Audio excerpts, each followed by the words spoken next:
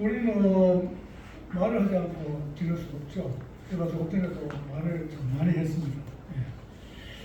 서로 침묵하고 지내라고 하면 그것을 도저히 견디지 못하는 그런 사람들이 또 있습니다. 예를 들어서 우리 은지가 있습니다. 그 어느 장애인을 제외한다면 단지 말을 많이 하는 사람이 있고 말을 적게 하는 사람이 있을 뿐이죠. 우리 속담에도 말에 대한 속담이 여러 있습니다. 몇 가지만 더 들어보면 말 한마디에 천장 빛도 갑니다. 말이 씨가 된다. 말 없는 말이 천리를 된다. 이렇게 말이 사람들의 삶에 너무 중요한 것을 알 수 있습니다. 우리는 이제 야고보서에 막바지가 있습니다. 그간 야고보서에서 살펴본 바와 같이 생각 이상으로 말에 대한 교훈이 많습니다. 그들을 복습 삼아 한번 쭉 훑어보겠습니다. 의외로 많이 나오는데요. 1장 19절에 내 사랑하는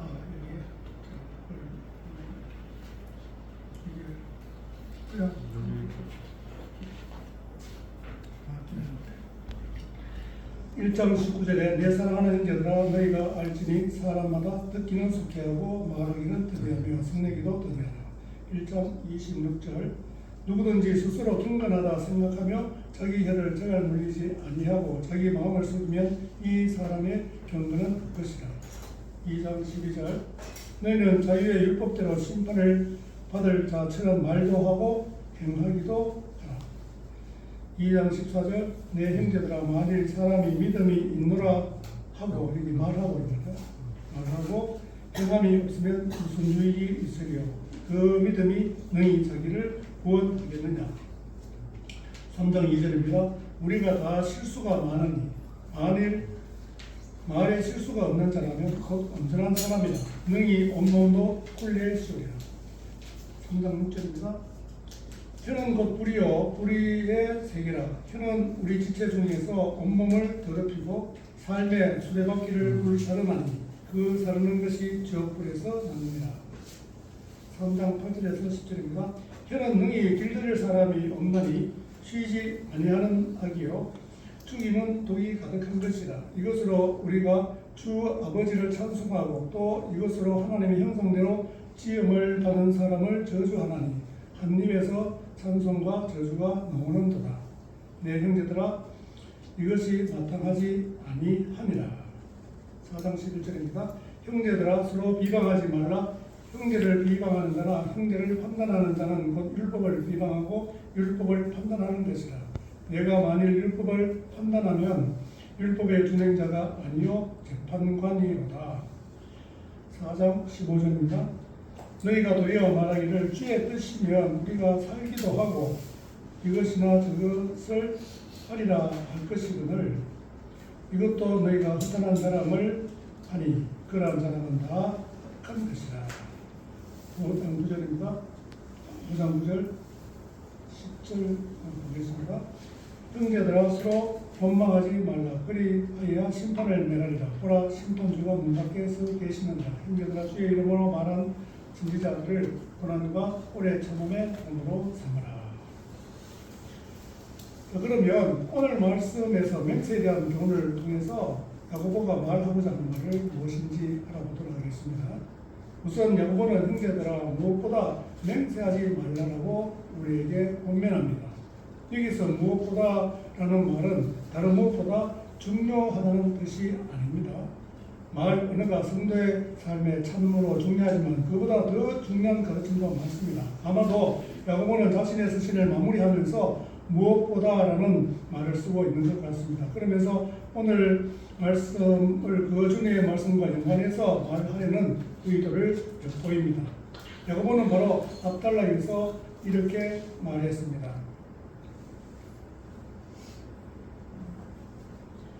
주 9절이죠. 형제들아 서로 원망하지 말라. 그리하여 심판을 면하리라. 보라 심판주가 문 밖에 서 계십니다. 형제들아 주의 이름으로 말한 선지자들을 고난과 오래 참음의 본으로 삼으라. 여기서 원망하는 것, 주의 이름으로 말하는 것은 모두 말과 연관된 것입니다. 뒤에 나오는 말씀을 보면 이렇습니다. 너희 중에 고난당한 자가 있느냐? 그는 기도할 것이요 즐거워하는 자가 있느냐? 그는 찬송할지니라. 16절입니다. 그러므로 너희 죄를 서로 고백하며 병이 낫기를 위하여 서로 기도하라. 의인의 강건 역사는 힘이 큼이니라. 여기서 기도하는 것, 찬송하는 것, 죄를 서로 고백하는 것이 다 말과 연관된 것입니다. 이렇게 야고보는 말과 연관해서 맹세하지 말라고 권면하고 있죠. 그리고 맹세하지 말아야 할 이유를 곧 이어 말합니다.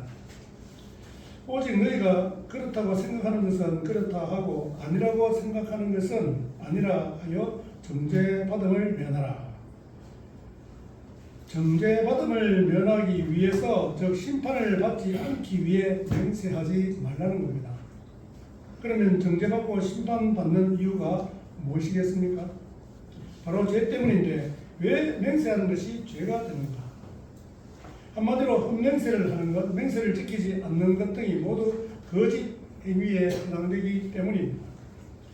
하늘로나 땅으로나 아무 다른 것으로도 맹세하지 말고 오직 너희가 그렇다고 생각하는 것은 그렇다 하고 아니라고 하는 것은 아니라고 가르치는 야고보의 말씀은 산상수훈에 나오는 예수님의 말씀과 아주 비슷합니다. 마태복음 5장 33절에서 37절 말씀을 보면은 또 옛사람에게 말한다. 헛맹세를 하지 말고 내 맹세한 것을 주께 지키라 하였다는 것을 너희가 들었으니 나는 너희에게 있느니 도무지 맹세하지 말지니 하늘로도 하지 말라. 이는 하나님의 보좌이며 땅으로도 하지 말라. 이는 하나님의 밝은 성이며 예루살렘으로도 하지 말라. 이는 큰 임금의 성임이요 내 머리로도 하지 말라. 이는 내가 한 터럭도 희고 검게 할 수 없습니다. 오직 너희 말은 옳다 옳다 아니라 아니라 하라. 이에서 지나는 것은 악으로부터 나느니라. 야고보의 가르침이나 예수님의 가르침에서 그 강조점은 후반부에 있습니다.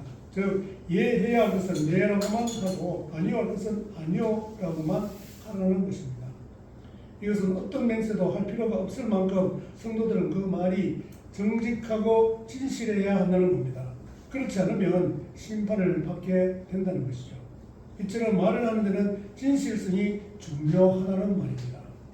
그러므로 맹세는 당연히 신중하게 해야 합니다. 그에 대해서는 이미 구약 성경에서 말하고 있고요. 또한 맹세의 방법과 맹세한 사람의 의무 등이 성경에 자세히 기록되어 있습니다. 신명기나 또 시편에 보면 그런 내용이 나옵니다. 이런 규정들이 있었지만 자신들의 거짓을 감추기 위해 쉽게 거짓 맹세하는 경우가 많았습니다.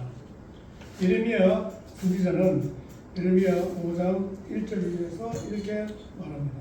너희는 예루살렘 거리로 빨리 다니며 그 넓은 거리에서 찾아보고 알라. 너희가 만일 정의를 행하며 진리를 구하는 자를 한 사람이라도 찾으면 내가 이 성읍을 용서하리라. 그들이 여호와께서 살아 계심을 두고 맹세할지라도 실상은 거짓 맹세니라. 이런 일들은 예수님 당시에도 여전했습니다. 동일하게 거짓과 불의가 난무하는 시대였기 때문입니다. 종말의 심판과 연관지어서 진실한 말을 하는 것이 중요하기 때문에 맹세하지 말라는 야고보의 권면은 너무 중요하죠. 그러나 야고보서 수신자들의 상황을 생각하면 그들이 맹세하는 또 다른 이유가 있습니다. 앞단락에서 수신자들이 지금 고난 가운데 인내해야 하는 상황 가운데 있음을 말합니다. 이렇게 힘든 가운데 있을 때 사람들은 중압감으로 성급한 결정과 약속을 하는 성향이 있죠. 삶의 무게를 이기지 못하고 그리스도를 부인하기까지 하는 경우도 종종 있습니다. 또 하나님께서 짐을 들어주신다면 이런저런 일을 하겠다고 약속하면서 하나님과 거래하는 잘못을 범하기도 합니다. 아마도 이런 경우가 꽤 많이 있을 거라고 생각합니다.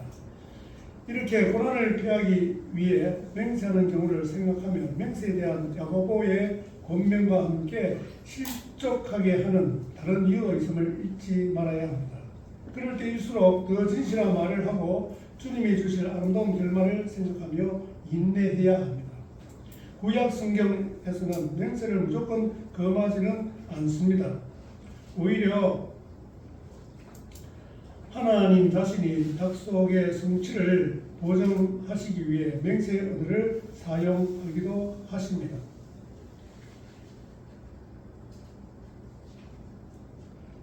신명기 4장 31절입니다. 내 하나님 여호와는 자비하신 하나님이시니라. 그가 너를 버리지 아니하시며 너를 멸하지 아니하시며 내 조상들에게 맹세하신 언약을 잊지 아니하시리라. 출애굽기 22장 1절에서는 법정의 재판장 앞에서 자신의 진실함을 여호와의 이름으로 맹세하라고 명하고 있습니다. 단지 하나님이 금지하시는 것은 거짓 맹세입니다. 레위기 19장 12절 말씀은 이렇게 나옵니다. 너희는 내 이름으로 거짓 맹세함으로 내 하나님의 이름을 욕되게 하지 말라. 너는 여호와이니라. 구약에서 아브라함이나 엘리야를 비롯해서 여러 인물이 맹세한 기록이 나옵니다. 신약에도 바울도 맹세하는 말은 쓰지 않아도 맹세하는 것과 같은 의미로 다양한 표현을 써가면서 자신의 진실함을 말하기도 했습니다. 그 대표적인 예를 고린도후서 1장 23절에 찾아볼 수 있습니다. 내가 내 목숨을 걸고 하나님을 불러 증언하시게 하노니, 바로 이 부분을 이야기하죠. 내가 다시 고린도에 가지 아니한 것은 너희를 아끼려 하리라. 예수님도 서기관들과 바리새인들의 위선을 책망하시면서 맹세에 대한 그들의 잘못된 가르침과 태도에 대해서 말씀하셨습니다. 마태복음 23장 16절에서 22절 말씀입니다. 화 있을진저 눈먼 인도자여 너희가 말하되 누구든지 성전으로 맹세하면 아무 일 없거니와 성전의 금으로 맹세하면 지킬지라 하는도다. 어리석은 맹인들이여 어느 것이 크냐? 그 금이냐 그 금을 거룩하게 하는 성전이냐? 너희가 또 이르되 누구든지 제단으로 맹세하면 아무 일 없거니와 그 위에 있는 예물로 맹세하면 지킬지라 하는도다.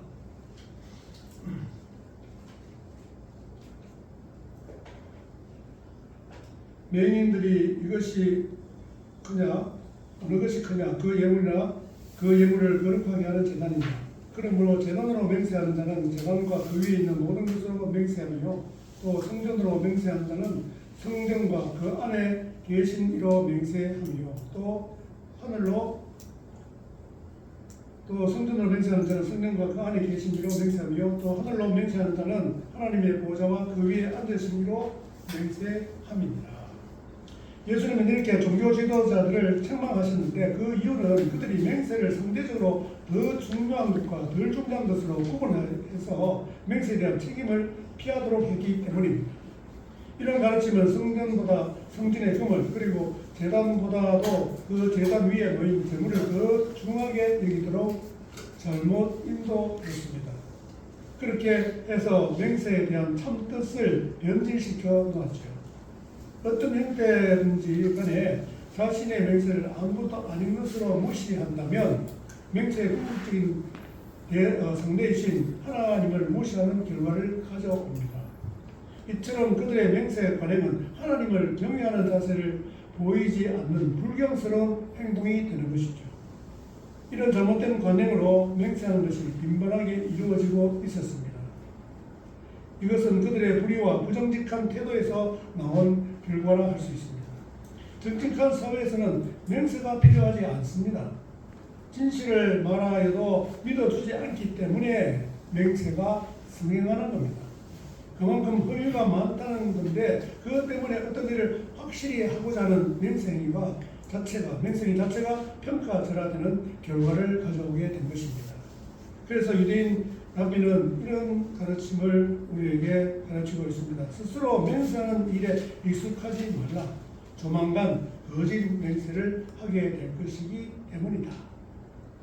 야고보나 예수님의 가르침은 말의 진실성과 하나님에 대한 태도 문제를 염두에 둔 가르침입니다. 어떤 가르침은 우리의 생각을 좀 더 확장시킵니다.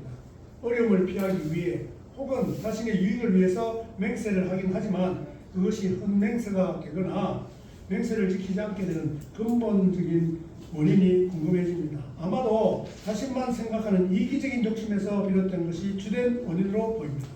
그것이 단지 맹세하는 것과 연관해서만 이야기할 수 있는 것은 아닐 것입니다. 그런 탐욕이 다양한 모습으로 나타나는데 바로 현재 일부 교회와 성도의 현실에서 볼 수 있는 것입니다. 번영신학, 번영복음이 판을 치고 있습니다. 긍정의 힘, 잘되는 나와 같은 책들이 날개에 돋친 듯이 팔리고 처세술과 성공을 앞세운 신앙서적들이 베스트셀러가 되곤 합니다. 이런 것이 곧 기독교의 가르침인 것 같이 부추기는 수익에 많은 사람들이 몰려들고 있습니다. 아마 우리 교회에서는 그런 설교를 안 하기 때문에 사람들이 잘 안 보는 줄 모르겠습니다. 이 땅의 기독교는 자기 만족과 성취를 추구하는 인간중심적인 종교로 변해가고 있는 듯합니다. 말로는 주님이라 고백하지만 하나님을 알려는 마음은 별로 없다는 거죠. 교회 지도자들이 이런 일에 큰 몫을 하고 있습니다. 자기 왕국을 건설하고 그것으로 자기 성취를 이루어가려는 모습을 흔히 보게 됩니다. 그 과정에 진실성은 매몰되고 하나님의 이름 역시 이용당하고 있을 뿐입니다. 어떤 신명자는 이렇게 말합니다. 기독교인이라는 사람이 찾아와서 말하는 내용을 들어보면 그들이 행복해지기를 원하고 그렇게 해주기를 하나님께 기대하고 있다는 것을 제외하고는 불신자들과 아무런 차이도 발견할 수 없다. 이게 바로 우리의 안타까운 현실을 이야기해 주는 것입니다. 이런 사람들에게 하나님은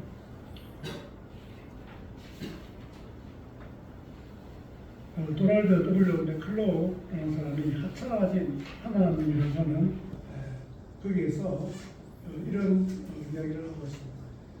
기독교인이라는 사람이 찾아와서 말하는 내용을 들어보면 그들이 행복해지기를 원하고 그렇게 해주기를 하나님께 기대한다는 것을 제외하고는 불신자들과 아무런 차이도 발견할 수 없다. 라고 말씀드린 거죠. 내가 원하는 것들을 가질 수 있도록 도와주는 내 안락을 위한 하나님이 되어버린 것이다. 이렇게 클로우가 이야기를 하고 있다는 겁니다. 하나님은 인간들이 자기 성취를 이루는데 들러리에 불과할 뿐이고 우리의 문제들을 해결해주는 마법의 램프 요정, 지니와 같은 존재가 되어버린 것입니다. 왜 이런 일들이 일어나는가? 현대사회의 세속화, 인간중심주의, 자본주의로 인한 물질주의, 현세주의 등으로 설명할 수 있습니다. 그러나 근본적인 이유는 신자들이 하나님을 잘 모르는 데 있는 것 같습니다. 이게 간단한 말이지만 너무너무 중요합니다. 우리가 하나님이 어떤 분인가 알아가고 체험하고 경험하는 이것이 우리의 신앙에 너무너무 중요하고 핵심된 그런 내용입니다. 그렇기 때문에 하나님을 아는 지식의 결핍이나 하나님에 대한 오해가 가장 큰 이유가 될 것입니다. 아마 이 세상에 있는 그리스도인들 수만큼 다른 하나님들을 다 믿고 있다고 해도 과언이 아닐 것입니다. 우리가 하나님을 안다는 것은 성경적으로 하나님을 믿는다는 것의 또 다른 표현입니다. 기독교 교육학자인 토마스 그룹은 믿음을 세 가지 단계로 말합니다.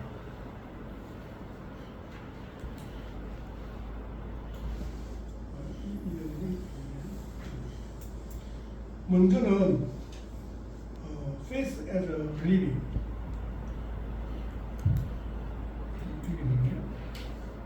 faith as a believing, 즉 지식적인 차원에서의 신앙을 말합니다. 성경을 통해서 하나님에 대한 기본적인 지식을 가져야 합니다. 내가 믿는 대상에 대해서 깨달아가는 것입니다.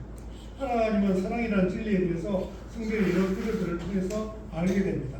그 개념이 세상에서 이야기하는 사람과 다른 것을 알게 됩니다. 그렇게 해서 하나님의 사랑에 대해서 구체적으로 이해하고 지식적으로 긍정하는 단계입니다. 하나님이 비추어 주시는 빛 안에서 또 인격과 인격의 만남 속에서 그런 깨달음이 점점 커지게 됩니다. 두 번째가 faith as trusting, 신뢰적 차원의 신앙, 즉 체험적인 신앙을 말합니다. 그 알을 구체적인 체화된 지식으로 바꾸는 것이죠. 시 34편 8절에는 여러분들이 잘 아는 말씀인데요. 주의 선하심을 맛보아 알지어다 라는 그림으로 표현하고 있죠. 베드로와 갈릴리 바닷가에서 부활하신 예수님을 만났을 때 그는 비로소 예수님이 사랑이라는 것을 경험하게 됩니다. 예수님은 베드로를 나무라지 않으십니다. 다만 나를 사랑하느냐고 3번 물으신 후에 내 양을 먹이라 그런 사명을 주셨죠. 그것은 베드로의 통회하는 마음을 알았다는 것이고 이미 잘못을 용서했다는 의미입니다. 예수님의 치유하시는 사랑을 체험하게 되었고 그 지식은 확실하게 자신의 것이 되었습니다. 마지막 세 번째 단계는 faith as doing, 즉 행동 차원에서의 신앙으로 나타납니다. 믿어지니까 행동하는 의지적인 신앙으로 나타난다는 거죠. 나의 삶에 힘과 용기를 주어서 적극적으로 살아가게 해줍니다. 하나님에 대한 객관적인 지식과 삶 속에서의 체험을 통한 그 지식이 우리 자신을 전폭적으로 던지는 행동으로 나타나게 되는 것이죠. 그렇지 않으면 완전한 지식이 되지 못합니다. 사도 요한은 요한일서 2장 4절에서 이렇게 이야기합니다. 저를 아노라 하고 그 계명을 지키지 아니한다는 거짓말하는 자요. 하나님의 사랑을 안다고 아무리 말해도, 그것을 체험했다고 아무리 말해도 하나님이 원하시는 대로 살아가기 전에는 아직 하나님의 사랑을 모르고 하나님을 잘 모르는 것이라 그런 뜻입니다. 이렇게 기독교적인 알미란 결코 피상적인 알미 아닙니다. 여기서 앞에서 믿음을 이야기했는데요. 이 세 가지 차원이 단계적으로 우리가 이해할 수 있지만 한마디로 이야기하면 믿음은 바로 행동입니다. 여러분들 이거는 꼭 기억해 주시기 바랍니다. 우리가 믿음으로 구원받는다 했을 때 많은 사람들이 오해하는 것이 믿음이라는 아주 관념적인 것으로 일단 이해를 하고 행동이 구체적으로 나타나는 그런 모습으로 이해를 하는데 결코 그게 아닙니다. 성경에서 이야기하는 그 믿음이라고 하는 것은 행동으로 나타나는 그까지를 다 포함해서 믿음이라 이야기합니다. 그래서 우리가 행위구원론단이 뭐 이런 이야기를 하잖아요. 저는 최근에 우리가 행위라고 하는 말이 이게 무슨 그게 믿음에서 어떤 역할을 하기에 우리가 그렇게 이제 분리해서 생각할까. 제가 최근 들었는데요. 행업이라는 걸 들어보셨어요? 행업. 이게 불교에서 쓰는 말이고 또 가톨릭에서 쓰는 말입니다. 거기에 업이라는 것이 업적이라는 그 업이거든요. 그래서 제가 딱 그 이야기를 들으면서 내가 책을 하나 써야 되겠다 하면서 책 제목부터 다 생각이 났어요. 나는 행업 구원자가 아니고 나는 행위 구원자다. 이게 앞으로 책이 나올지 안 나올지 모르겠지만 무슨 말인지 알겠습니까? 우리가 행위 구원자라면 이거 완전히 믿음은 그런 게 아니다 이렇게 많은 사람들이 반발합니다. 이야기가 나왔으니까 권능경 교수라고 제가 좋아하는 신학 교수인데 이 분에 대해 가지고 행위를 강조하니까 행위 구원론자라고 사람들이 많이 비판을 했어요. 절대 그런 게 아닙니다. 우리가 워낙 행위가 없기 때문에 이거 지금 야고보가 이야기하는 게 바로 다 그런 이야기예요. 그래서 나는 맞다. 행위라는 말 자체가 그게 무슨 공로를 쌓고 업적을 쌓고 하는 그런 기능이 아니다. 믿음은 바로 행위로 나타나야 된다. 내가 이웃을 사랑한다 말로 수백 번 해보세요. 그게 무슨 믿음이 있는 겁니까? 행동으로 돕고 돈이 필요하면 돈을 주고 뭐 그렇게 하는 것이 그 믿음이지. 그게 사람으로 역사하는 믿음이잖아요. 우리는 오늘 그거 하나만 알아가도 큰 우리의 삶에 큰 변화가 있으리라고 생각합니다. 이렇게 기독교적인 알면은 결코 피상적인 알이 아닙니다. 하지만 이런 식으로 신자들이 제대로 하나님을 알아가려고 하는지 의문이 들 때가 많은 것이죠. 그보다는 자신의 필요가 무엇인지 거기에 관심이 있고 그 필요를 채우는데 더 많은 노력을 기울이는 것 같습니다. 그것을 크게 탓할 수는 없습니다. 인간은 원래 자기중심적인 존재이기 때문입니다. 왜 그렇게 생각하고 행동하는지 고민하고 인간을 이해하고자 하는 더 깊은 고민이 있어야 합니다. 그것이 자기 성찰로 나타나고 구체적인 몸부림으로 드러나야 합니다. 인간을 아는 지식은 하나님을 아는 지식과 더불어 우리가 가져야 할 가장 기본적이고 중요한 지식입니다. 인간이 얼마나 연약한지, 얼마나 어리석은지, 인간이 얼마나 자기중심적인지, 얼마나 제한적인 존재인지 이에 대해서 제대로 아는 것이 참으로 중요합니다. 한마디로 인간의 현주소를 알아야 한다는 겁니다. 이번에서는 약속과 맹세에 대해 하나님은 어떻게 하시는 분이신지 설명합니다. 이번에서 6장 13절에서 18절까지 말씀을 우리말 성경으로 읽어봅니다.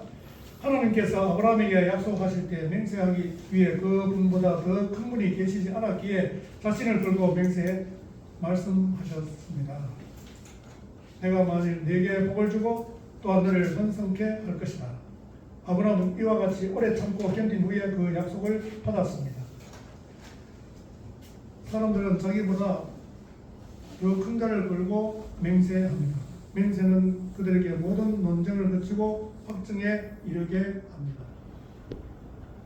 하나님께서는 약속의 상속자들에게 자신의 뜻이 불변함을 명확히 보여주시려고 맹세로 도전하셨습니다. 이는 이 두 가지 사실로 인해 앞에 있는 소망을 굳게 잡으려고 피해가는 우리가 힘 있는 위로를 얻게 하시기 위함입니다. 하나님께서는 약속과 맹세하심에 있어 거짓말하실 수 없습니다. 그렇습니다.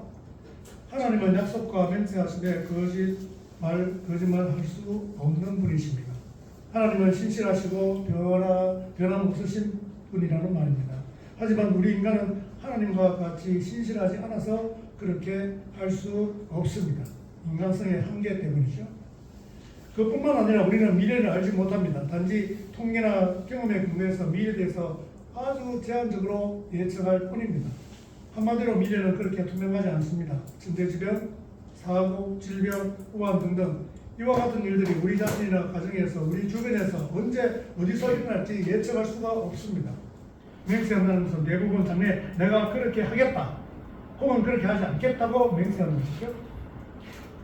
그런데 아무리 맹세로 다짐한다 해도 그것을 지킬 수 없게 하는 일들이 일어나는 것을 막을 수는 없습니다. 그런 까닭에 자신 있게 맹세하는 것 자체가 얼마나 교만한 짓인지 모릅니다. 우리는 맹세에 대한 교훈을 생각할 때 겸손해야 하는 사실을 꼭 기억해야 합니다.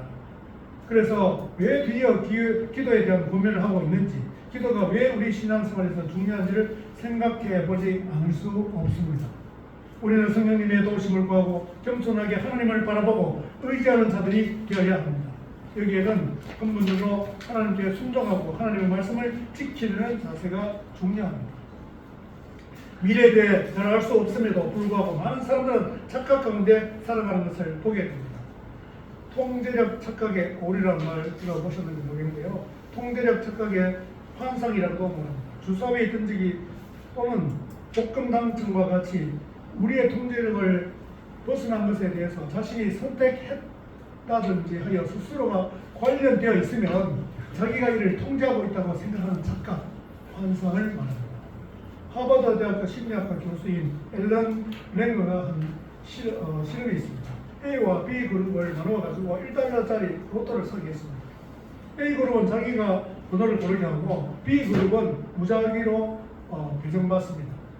내가 고르던 무작위로 배정받던 당첨 확률은 똑같지요. 두 그룹에게 로또를 팔 생각이 있느냐고 묻습니다. 로또를 절대 팔지 않겠다고 대답한 사람이 A 그룹에서는 38%로 나왔습니다. 자기가 골랐기 때문에 애정이 있고 당첨될 것이라고 믿습니다. B그룹은 얼마 나온 것 같습니까? 딱 절반 19%가 넘었습니다.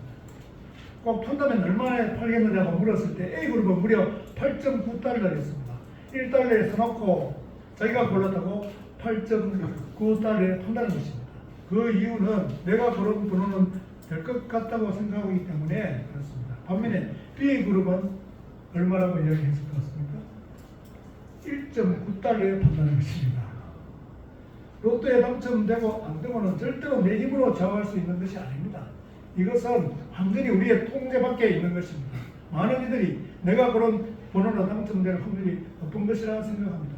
내 손으로 무엇을 하면 성공할 확률이 높을 것이라고 착각한다는 것이죠. 이렇게 우리 대부분이 자신의 미래를 자신이 좌지우지할 수 있다고 믿는 것입니다. 물론 우리의 미래가 로또 당첨과 같지는 않습니다. 어느 정도 자신이 책임지고 이룰 수 있는 부분이 있죠.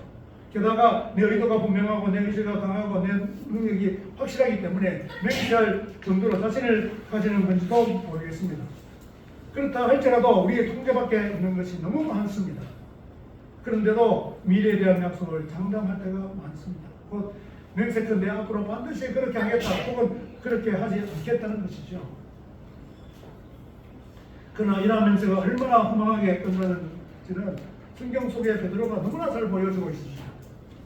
주님께서 제자들의 배반을 예고했을 때 자신만은 결코 그러지 않을 것이라고 장담하고 맹세했습니다. 하지만 그것도 잠시였습니다.